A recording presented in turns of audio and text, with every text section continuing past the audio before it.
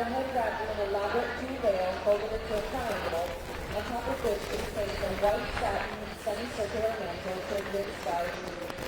Widows wear the latter in black and white satin on top of black clothes. The chest is entirely covered by a damask silk shawl with fringes.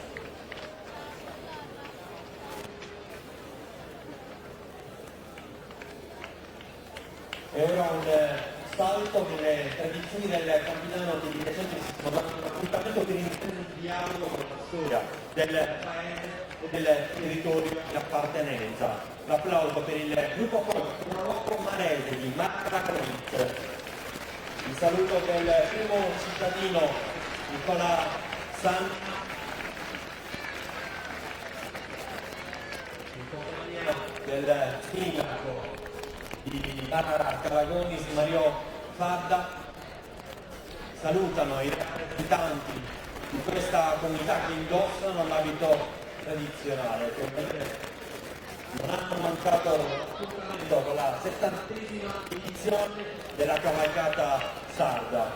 Donne di Calagonis che saranno protagoniste tra poco nella grande sfilata che vedrà come protagoniste appunto solo le donne. Questa cavalcata che giunge alla sua 70ª edizione si vuole identificare in qualche modo nelle donne di Sardegna. Indossano l'abito tradizionale e che nascondono e che svelano con i loro occhi quello che è il mistero di un popolo fortemente legato alla sua cultura, alle sue tradizioni. E in questo caso il fascino di questo abito tradizionale riesce a riportare immagini da cartolina che raccontano appunto la bellezza di un'altra parte della nostra isola. Maracalagonis is situated in the eastern part of the Campidano and its territory extends to the sea. Maracalagonis is surrounded by the Sette Campagna Mount, and its center has been inhabited since ancient times. The women's costume is particularly rich and detailed.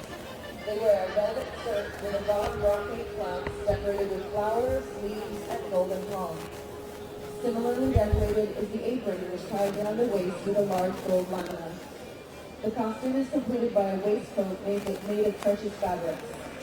The men wear a mostly black costume made of split wool or cloth.